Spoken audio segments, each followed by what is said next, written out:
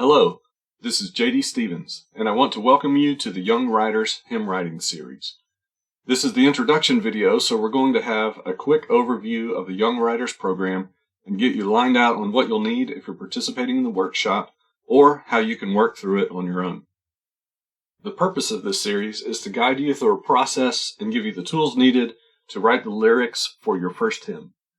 If you've written hymns before, or even participated in another class or workshop on hymn writing, this will be a refresher for you. Maybe there will be some new ideas of how to approach the activity of hymn writing, and maybe some new tools to use as well.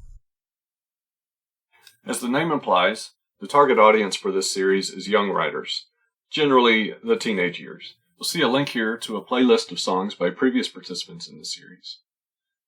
If you're younger than a teenager, you may find that we dive fairly deep at times. You might find our pace a bit tedious or struggle with the level of detail we'll go into, but you be the judge of that. I just wanted to give you a heads up before we get deep into the class.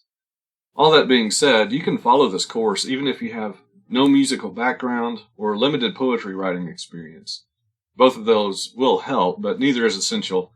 You'll see that we don't even approach those topics until the last few classes. Most of our work will be on developing the message and how we communicate it. If you're older than a teen, that's fine too. I just have much more experience teaching teenagers. But really, it's less about the age and more about the attitude. You will need childlike humility, willingness to learn, and the spare time to put in some focused effort. Regardless of age, young or old, my goal is for the material to be well suited for anyone who is young as a hymn writer. Our approach to the series will be a lecture portion on YouTube, followed by a live workshop. As to the lecture portion, we'll talk about principles, processes, and tools for writing effective hymns. The principles are qualities that help make a song effective. The processes are step-by-step approach to get from the beginning to the end. If you follow the process, I can almost guarantee you will have a complete and purposeful song that is edifying to you and most likely to others. You won't need to follow this process for every song you write, but many elements of it will come into play whenever you're writing. And then we'll fill your toolbox with resources and techniques that will help you in the future as you write songs. As I mentioned, these videos are also part of an interactive workshop. Participants in the workshop will watch the videos ahead of time and join in person or remotely for discussion of the concepts from the video and the work each person has done. For participants in the live workshop, I will help you set your hymn lyrics to music, either to an existing tune or something written just for your song. We'll also make sheet music and slides so that you can sing those songs and share them with others, and I'll make audio recordings through my One in Hymn channel so that you can share those easily as well. If you can't participate in the live workshop, don't let that stop you. You could just watch the videos and learn some things to think about, but to really learn, you could get your own group together to watch the videos, do the assignments, and create your own workshop.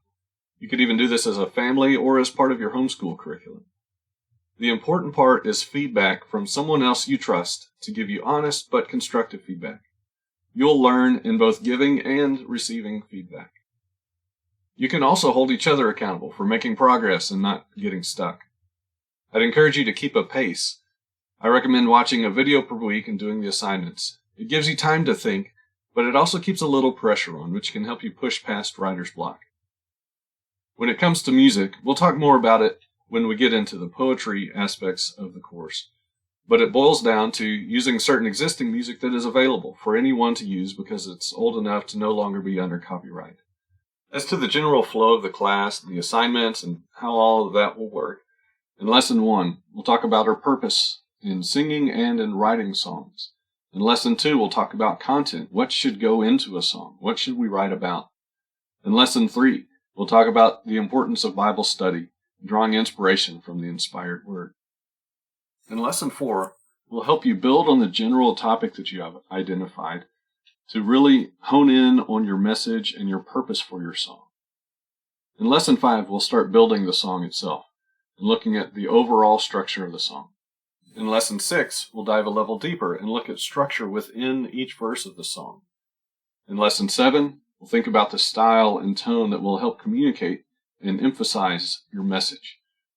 In Lesson 8, we finally get into poetry and thinking about figurative language and how that can be used to amplify the message. In Lesson 9, we'll continue talking about poetry and word choice. In Lesson 10, I've titled it, Start Completely Over. Also, your first draft is due in a week, and you'll understand that when we get there. In Lesson 11, we'll go back to talking about poetry with rhythm, then rhyme in Lesson 12, and then Lesson 13. At this point, you will have your first or maybe second draft done, and we'll talk about how to really polish up your song so that it can be the most effective. The things that you'll need for the class are, for starters, a Bible. You'll need some place to take notes. Make sure it's easy to access because you never know when you'll have an idea. You'll need a computer or a smartphone. It's not essential to writing, but we will look at some very helpful digital resources. And if you're participating in the class, we use Google Docs to share our progress on our lyrics and to do some simultaneous editing and feedback. If you can't join the group sessions in person, you'll need a connection that's fast enough to join by video conference. Look for more information in an email directly from me to get that going. And finally, you'll want a hymnal. Hymns for worship, praise for the Lord, and sacred selections are good options. If you had the choice, psalms, hymns, and spiritual songs by Symphonia would be a good recommendation for this class because of its layout of hymns and for some special features of its index that are helpful to songwriters. That's it for our introduction to the Young Writers Hymn Writing Series. I want this series to be useful to anyone interested in writing a hymn, so please give me feedback in the comments. I hope you are as excited about this as I am. When people talk to me about the work I do with the teens in writing songs, I tell them I am the most blessed out of anyone. I have the absolute best front row seat to watch what the Lord does through these precious souls, so I'm looking forward to doing it again. Up next is our first lesson, purpose of singing and more specifically, writing songs. Thank you for watching. To borrow language from one famous hymn writer, may the words of your mouth and the meditation of your heart be acceptable in the sight of the Lord.